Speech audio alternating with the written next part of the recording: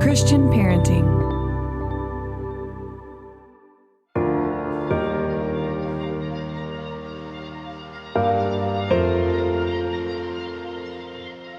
Where do you turn when life turns upside down? Is there hope for the hurting?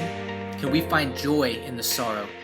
This is the Life Upside Down podcast with Abel Speaks, and we're your hosts, Daniel and Kelly Crawford. Let's jump into today's episode.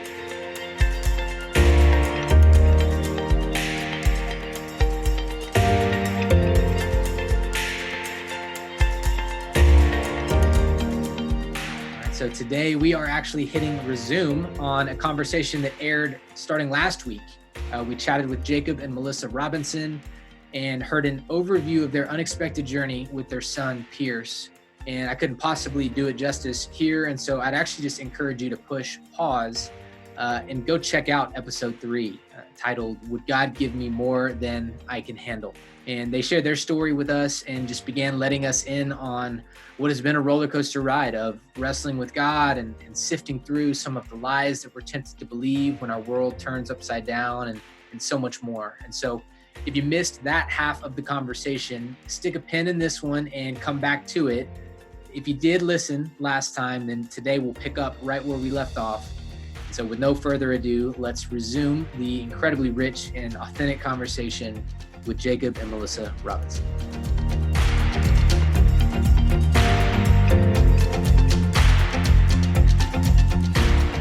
I think for me, I think that he may not change our circumstances, but I think he can change our heart in our circumstances. And that's what I think that one of the things we've learned a lot about prayer is just, I think our prayer changed from, we still do pray for healing. And I think that the Lord wants, us to present the desires of our heart to him. But even more so than that, I think our prayer had to turn into, Lord, your will, not mine, and yeah, just to jump off that, I think that's it, right? Of like, if you have enough faith, well, listen, if I have enough faith, I want my heart to be more like Jesus's heart. And the problem is, this day and age, whether we want to call it prosperity gospel, whether we just want to call it Western culture, whatever it may be, we view this genie in a bottle, whether we know it or not.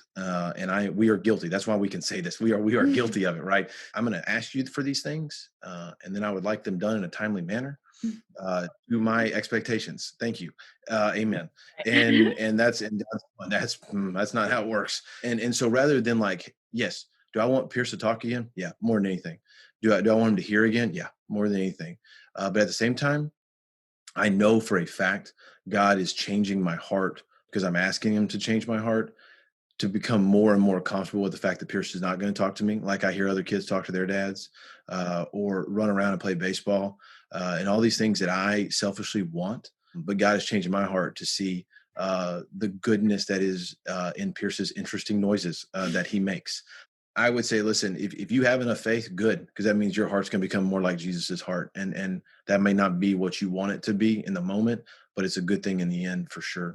And Melissa, you touched on prayer a little bit, but what has prayer looked like for you guys? I know for us, we went through different seasons within our time with Abel with prayer. And for me personally, it was like one of the hardest things to do often was to it just felt like sometimes I just felt like, man, the Lord's going to do what he's going to do. And so I think we can approach prayer that way, right? Or really it's like coming to the creator of the earth, and sharing our heart and our desires, like you said, does build intimacy with him, but also does change our heart to be more like his ultimately, And so, but sometimes I think we can just approach prayer similar to how you were saying, Jacob, or just not approach the Lord in prayer at all because it just feels like it doesn't matter, But what has that looked like for you guys? Has it felt like a lifeline to you, or has it felt more like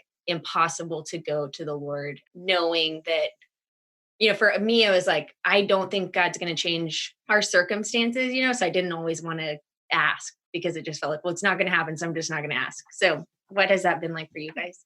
Yeah, I can definitely relate to that. And I think it's been kind of an up and down with that. And, just being in that place where it's like, okay, what's the point? He's gonna do what he's gonna do. He knows, I don't even have to say it. He knows what's in my heart. He knows, obviously, I want my little boy to be able to do all these things that he once could. And then I think another like aspect of that is especially when Pierce was in the hospital, things were posted on social media. And I mean, Pierce had quite a large following of all these people who, I knew they also were praying. And so sometimes I would worry. I'd be like, Lord, if you don't, I know that I will still believe in you, but what if someone else sees, you're not answering our prayers in these specific ways of basically just healing, complete and total healing, what are they going to think?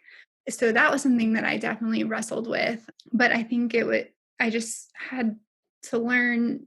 Prayer became less of, like Jacob said, me just presenting my XYZ requests and expecting God to give them to me in that exact way. And I really found it to be more of just continual conversations with him. I mean, I feel like through the hospital and coming home, like I found myself thinking of just talking to him more, really, and just being in constant, just casual conversation with him, like, Lord, this is what I'm thinking right now. This is, I don't know how to handle this.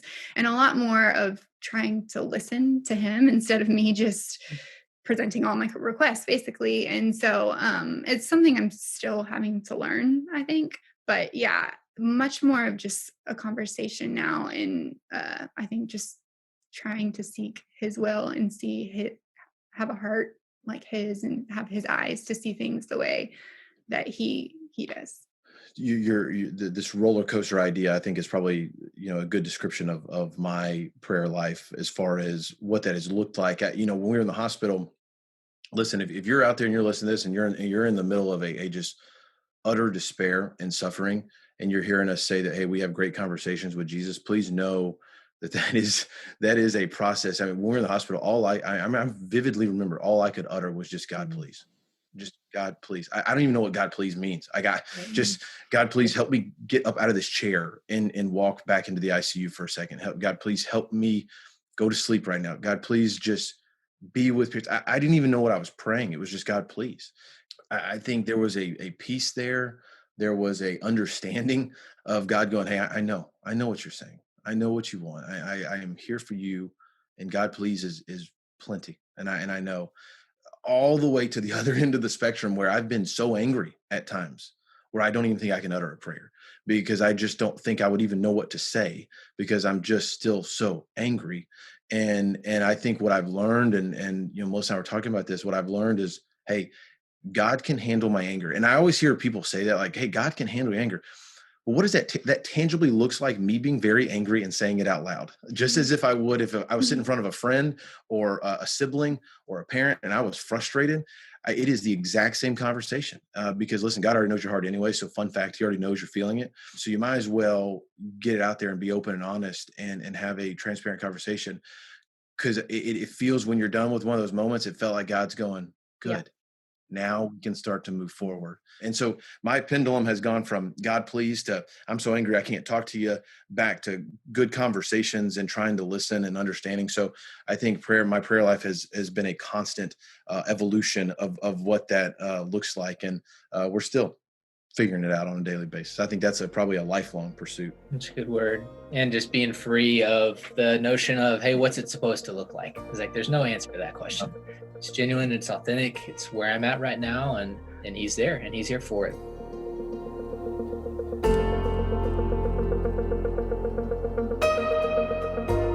To get kind of into just a couple questions, just practically about y'all's journey in parenthood right now. You've already touched on just some of the things God's taught you along the way, as far as, he can and he will give us more than we can handle. And that's a good thing, eternally speaking, because it brings me to the end of myself and my own self-sufficiency and independence, and it makes me rely and look to him. Any other lessons that the Lord has taught you in this season of parenting a child with a disability? I think for me, one of the things I always say that I've learned through this journey is a deeper understanding of God's love for us. I remember, like Jacob mentioned, on February 9th, when we were in the meeting with the doctors and we were going over Pierce's brain scan, and, they delivered us the news that it was very severe, and, he probably was not going to do all the XYZ. That just hit us and we were devastated. But all I could remember saying was, he's still our Pierce and he's still our son. And, obviously we were going to love him no matter what. But in that, it was just like, in that moment, I didn't care if I didn't care that he couldn't talk. I didn't care that he might not walk, that, I didn't care about all these things that he could do. There was nothing he could do or couldn't do to change my love. And I think it was in that moment, from that moment, the Lord really just spoke to me. Like, I always knew, we can't earn God's love, but it was through that where I was just like, wow, we are, we're his sons and daughters. And that's all from experience. That's all it takes. They don't need, he doesn't need to do anything to earn our love. And so I think it just really showed me a deeper understanding of that. I think the Lord, uses our kids to teach us exactly that. Just like, man, we love you no matter what you do or don't do. And I think it's hard to like wrap our minds around that. I think prior to having children. And I think once you do, you're like, oh, okay, like, yes, like it doesn't matter. Like you could do anything or you could do nothing.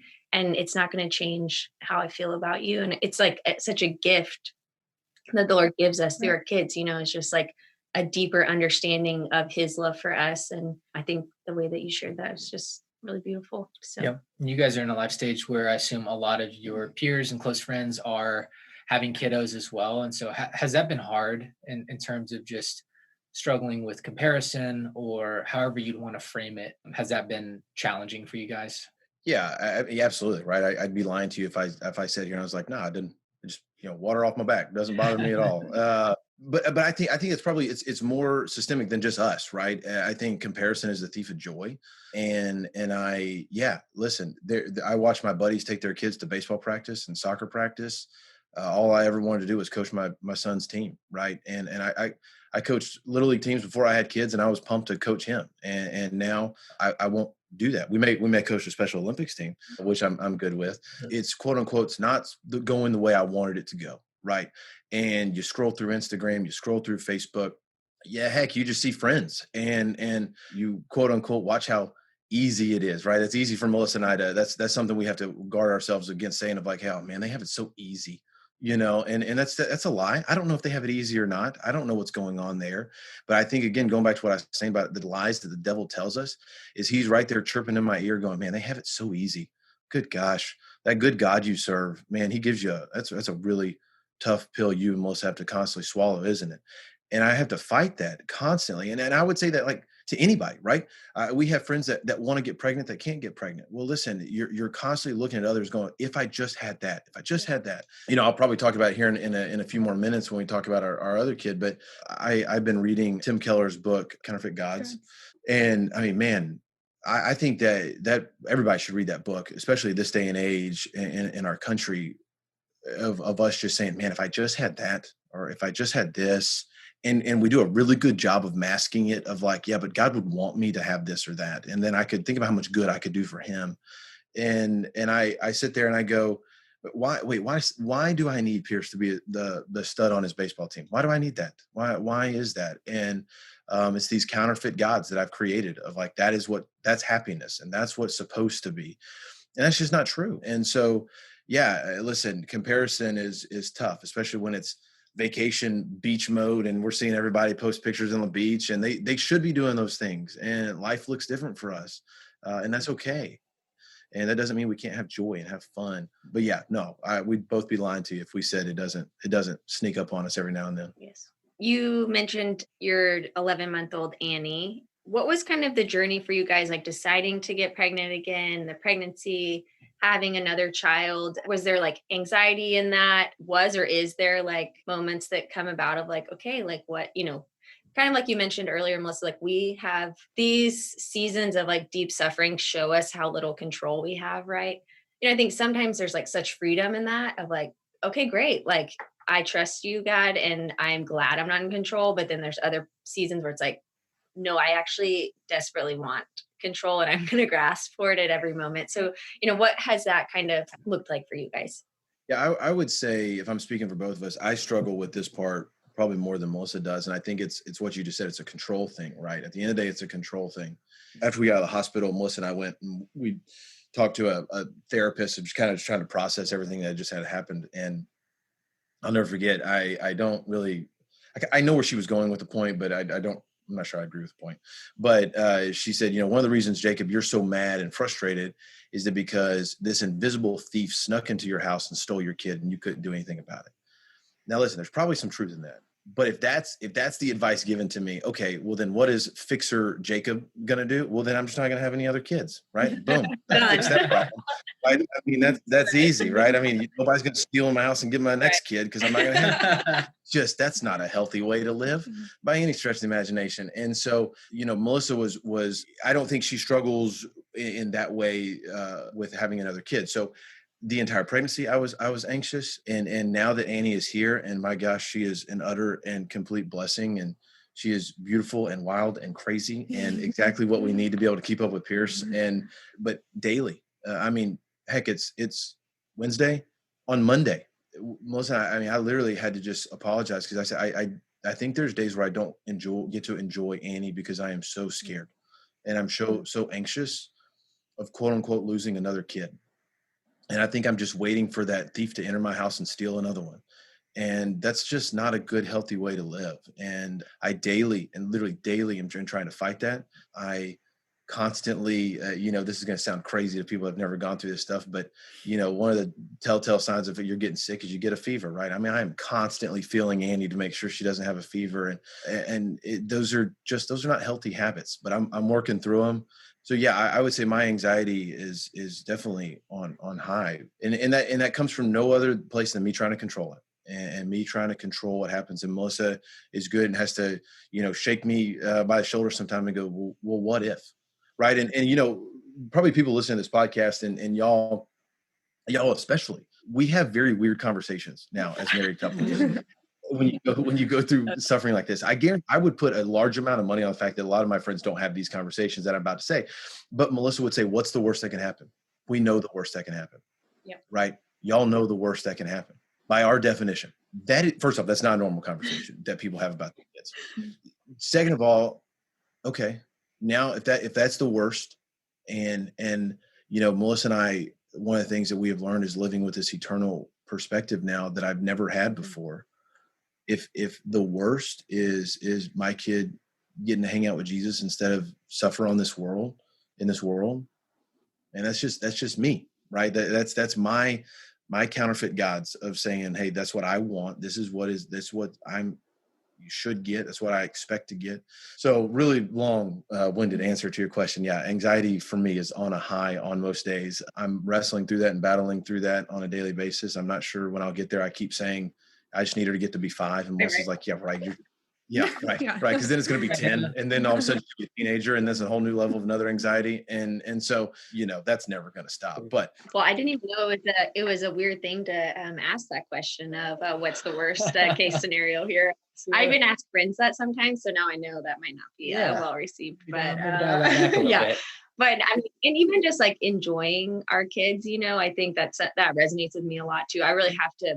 Our daughter Mayfield has some delays that she's working through. And so, I love information and research and all of that. And so and then just our experience with Abel, I have to often step back and say, okay, it's good to be diligent here, but also like, am I like enjoying my children, and am I spending time with them and looking them face to face versus being on the computer trying to read more about this given situation or topic or whatnot. And so I think it is a daily battle of just like, what do I value the most? And like, it's like, they're in front of me right now today. And so I'm going to embrace that, enjoy today, and even the idea like of our children being like in the presence of Jesus is before having Abel, I would have been like, no, like I'm, but I think that is a gift that his life has taught us is just like, man, like he's in eternity with our savior and like knows him in an intimate way that I like long for, and so I think obviously the Lord didn't intend for children to, pass away or be sick or any of those things, but I do think it's like when we come to the end of ourselves, it's like, but there is like hope. I think that's something that I hope the people that are listening really resonate with them, and something, if they don't know Jesus, that they can dig more into it.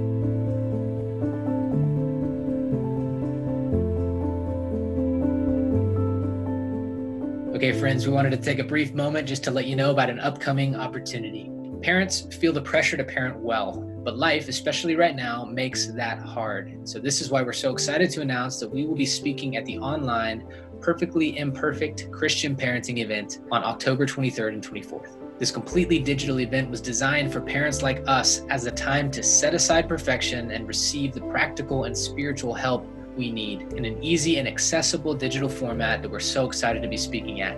The goal is to help you check perfection at the door or the couch and become the perfectly imperfect parent that God has called you to be. We'll be giving a talk called When Hardship Hits. And in addition to our talk, there's going to be over 40 other short consumable talks giving you both practical and spiritual advice from some other names such as Aaron and Jamie Ivey, Jonathan Pitts, the Duck Dynasty crew, come on, so many more. And so register today for this digital Christian parenting event at upsidedown.perfectlyimperfect.org. You'll also find that link in our show notes, but again, register today at upsidedown.perfectlyimperfect.org. We look forward to seeing you there. And now we'll jump back into today's conversation.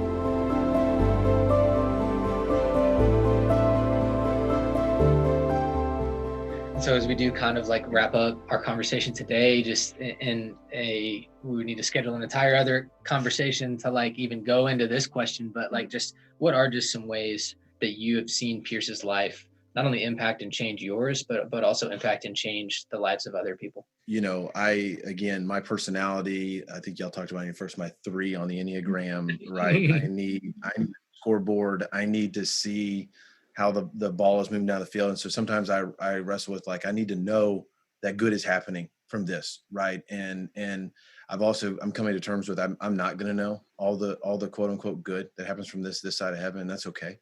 But I do know, I mean, when, like Melissa said, Pierce had quite a following and still does. He has people stop us in the grocery store. And they're like, is this Pierce? And I'm like, yes. And so, I know people, like I said, I believe it to my core. It's not just something I've come up with, but he is telling people about Jesus. And like one of his teachers at his school said, I can just see Jesus in his eyes.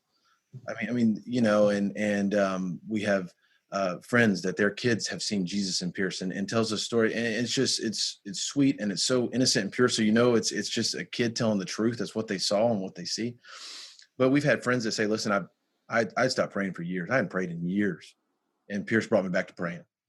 And listen, hey, that's huge. And that's amazing. And I have a good friend. One time I was just venting to him, like, I need to see the good that is happening, because if not, it's going to drive me crazy. And he said, listen, I'm not sure if you'll see it this side of heaven, but I guarantee you when you get to heaven and you ask Jesus and you ask God why, he'll spin you around and show you this long line of people. And he'll say, hey, they're here because of Pierce. I don't know if heaven works that way. I have no idea. I don't know if it's that tangible, and he can spin me around, show me a long line of people. But that's the image that, God put on his heart, to put on my heart of listen, there's a long line of people. You have no clue who they are. And that's not your job to know who they are. Your job is just to wake up every day and do exactly what I've asked you to do and just live out your life. And so, that could be part 3, 4, and 5 of our interview, talking about other stories. But those are just some of the ways that we know that God is moving in people, and through ministries at the church we're able to be a part of starting, and seeing other families come and be a part of those. There's definitely those stories, and so God has shown up in big ways for that. It's beautiful. And so any just for folks that are listening and maybe they're in that season of there's this circumstantial, life looks different in these ways than I thought or planned, and I'm still walking through it, and it hasn't been quote unquote fixed. It hasn't been resolved, and we're still living and walking in the tension. Just what would you say to any listeners who are still in that place right now? I'd start by saying, I'm sorry. I'm sorry you're there. I'm sorry you've been there. I'm sorry you think you're stuck there. Because I know what that feels like when you never see the other side of the cliff coming. I mean, it's just, you're stuck deep in that valley. And so I just first say, I'm sorry. If I could weep with you, I'd weep with you. And if I could hug you, I'd hug you.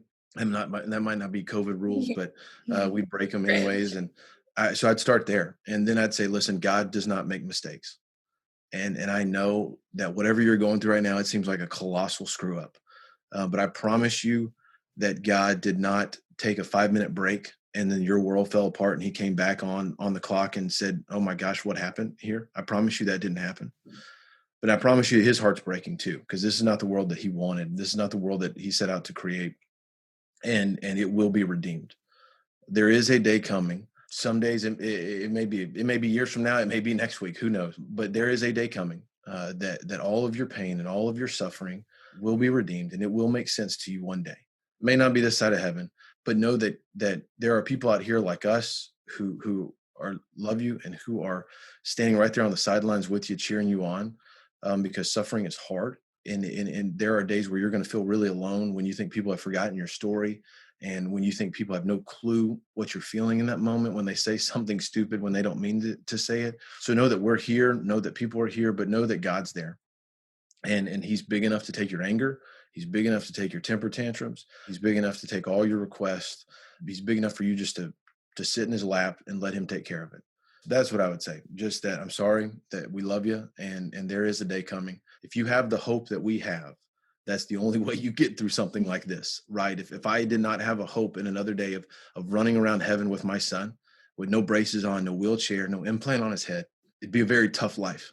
The hope is real, and Jesus is real, and he loves you, and he's there for you. I hope that day's coming sooner rather than later. We always are just like, man, we were like hoping it was yesterday, that the Lord returns. We get to spend eternity with him and with Abel. And as you were talking, I was just thinking, like, even if Pierce doesn't talk this side of eternity, like one day we will get to hear what his voice sounds like and get to see him running around in freedom. And we think about that with Abel too. We never heard his voice. We don't know what he looks like as a 4-year-old, or, what he would look like as a grown-up, or, and I don't know what he looks like in heaven right now, but it's sweet to just even get to know that day will come, that we'll get to see him fully healed. And so we like to kind of end each episode with just asking if there's like a go-to scripture for you guys that have really, in the valleys that you've walked through, that have really comforted you or brought peace, or just been a stronghold for you as you walk through the hardest seasons.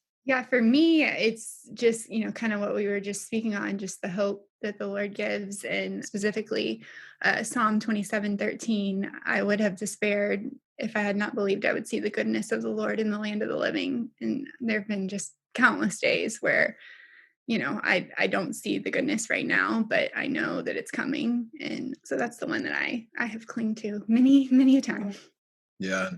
I would say mine is, growing up, it was always my favorite verse. And I have no clue why, but James 1:2-4, where God says to choose joy because you're going to encounter trials of many kinds. And I think until the hospital, I was kind of like, oh yeah, God's going to give me joy when I go through trials. And I think when you realize, like, choose joy, like you got to choose joy is something I've clung to, of like, hey, listen, this is tough. And like Melissa said, there's days where you're like, I don't see any goodness in this, but I'm going to choose joy, and I'm going to expect that God's going to show up and do something big here. So yeah, James for me has been good. It's awesome. Well, thank you guys again for scheduling the time to be with us and just opening up and sharing authentically about the journey that you guys have been on and about Pierce's story. And confident this conversation is going to be a blessing to a lot of people. And so before we sign off, though, I did want to just kick it for a quick plug, Jacob, of really how we got back in contact. But you've been starting a little podcast yourself with your dad. And so you care to give a little 30-second plug of Chasing What Matters? Yeah, no, thank you. Wow. My dad is just retired a couple months ago. He was a healthcare executive for many years. And so he and I have started a podcast, Chasing What Matters, where we're interviewing leaders that have started things and seeing how their leadership intersects with their faith and how they live that out in their life. And so it's been fun. Y'all were on the show. We're looking forward to that episode being released soon. And so it's been a fun project for sure. Love it. Chasing What Matters. Check it out on wherever you listen to your podcasts. And thanks for letting us turn the tables on you, bro, and for joining us today. And Melissa, loved getting to connect with you and get to meet you here. virtually anyhow. And hope the time comes for our paths to cross. Yes. Katy, Texas is like 10 minutes from where the old stomping grounds for where I grew up. Yes. And so the next time we maybe take a trip down there, we'll shoot you text and see what you guys are up to. Love it. Yeah, thank y'all for having us today. Awesome. Yeah, thanks for sharing All that right. story. Well, that wraps up this episode of Life Upside Down. We'll see you guys next time.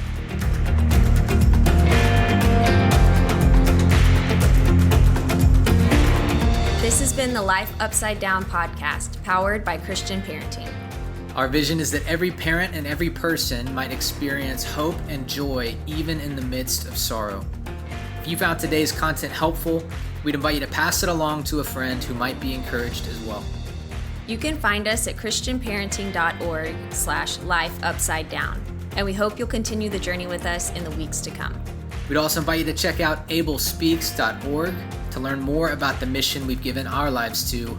We'll see you next time.